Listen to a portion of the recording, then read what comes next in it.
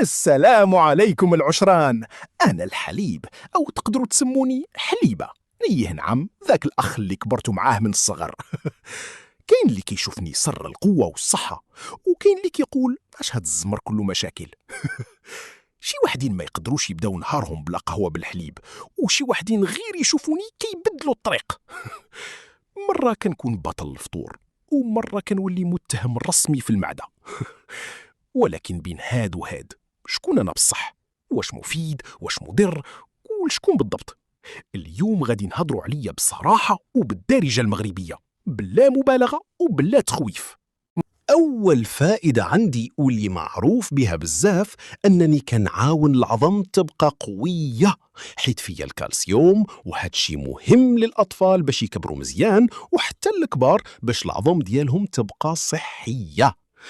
يعني إلا كنتي كتحس راسك بحال البسكوي كيتكسر بسهولة، شوية ديال الحليب مع تغذية مزيانة يقدروا يعاونوك بزاف. ولكن طبعا كل شي بالمعقول، وماشي أي واحد يقدر يشربني بنفس الطريقة. واش عارفين علاش بزاف ديال الناس اللي كيديروا الرياضة كيشربوني؟ حيت فيا البروتين، والبروتين كيساعد العضلة تكبر وتقوى بعد التمرين. يعني إلا درتي تمرين ورجعتي بحال بطاطا مهروسة، كاس ديال الحليب يقدر يعاون العضلات ديالك ترتاح شوية. وحتى للأطفال البروتين مهم للنمو والطاقة في الحياة اليومية. ولكن دائما التوازن مهم، ماشي غير تشرب الحليب وتبقى ناعس في الصالون. الأسنان كتحتاج الكالسيوم كل يوم، وأحسن مصدر طبيعي للكالسيوم هو أنا حليبة. فيا 3 فوائد للأسنان. 1، كنقوي المينا ديال الأسنان. المينا هي الدرع ديال السنة، بلا حليبة الدرع كيضعف. 2، كنحمي من التسوس. الكالسيوم ديالي كيصلح الأضرار الصغيرة بشكل طبيعي. 3، كنبيض الأسنان بطريقة طبيعية. البروتين ديالي كيكون طبقة حماية كتمنع الاصفرار. ولكن انتبه، حليبة بسكر كثير ما مزيانش للأسنان. إذن كاس حليب صافي كل يوم بلا سكر زايد، وأسنانك غادي يشكروك. أنا حليبة، صاحب أسنانك الأول. صحتك في دارك. واش كتحس بلا تركيز؟ كتنسى بسرعة؟ كتعيا بسرعة في الخدمة؟ أنا حليبة وعندي الحل. الدماغ ديالك كيحتاج وقود خاص كل يوم، وهذا الوقود كاين فيا أنا. 3 أشياء فيا كتساعد الدماغ مباشرة. 1، فيتامين B12. هذا الفيتامين ضروري بزاف للأعصاب والدماغ، بلاه الذاكرة كتضعف والتركيز كيقل. 2، البروتين. الدماغ مصنوع من البروتين. كل ما شربتي حليبة كل ما عطيتي دماغك المواد اللي كيحتاجها. 3، الأيودين. مادة طبيعية في الحليب كتساعد الدماغ يشتغل بسرعة وبتركيز عالي. والدراسات العلمية قالت الأطفال اللي كيشربوا الحليب بانتظام نتائجهم في المدرسة أحسن. إذن كاس حليبة في الصباح قبل الخدمة أو المدرسة ودماغك غادي يشكرك طول النهار. أنا حليبة، الوقود الطبيعي ديال دماغك. صحتك في دارك. واش كتقلب في الفراش وما تقدرش تنعس؟ أنا حليبة وعندي الحل الطبيعي. كتير من الناس كيشربوا حبوب النوم، ولكن ما عارفينش أن الحل كان دايما في المطبخ ديالهم.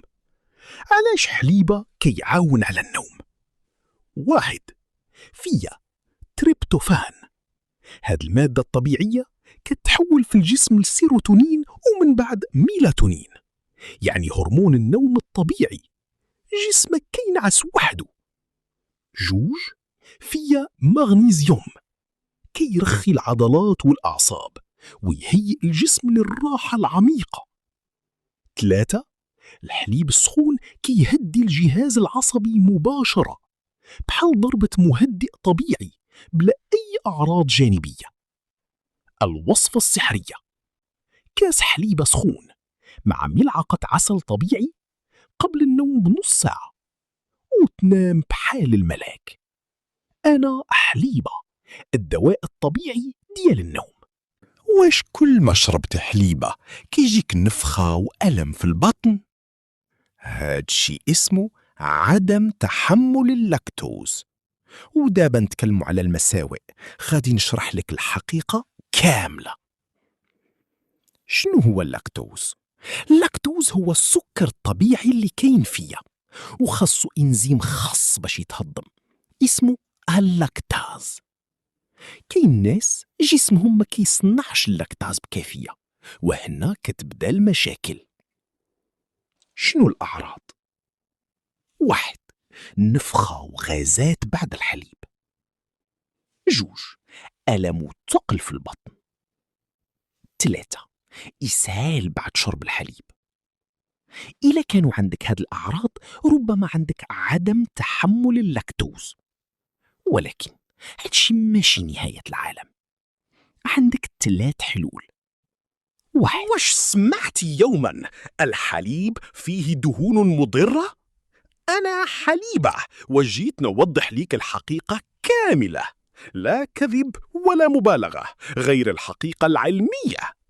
الحقيقة الأولى: نعم، في دهون مشبعة، ولكن ماشي كل الدهون المشبعة خطيرة بنفس الطريقة.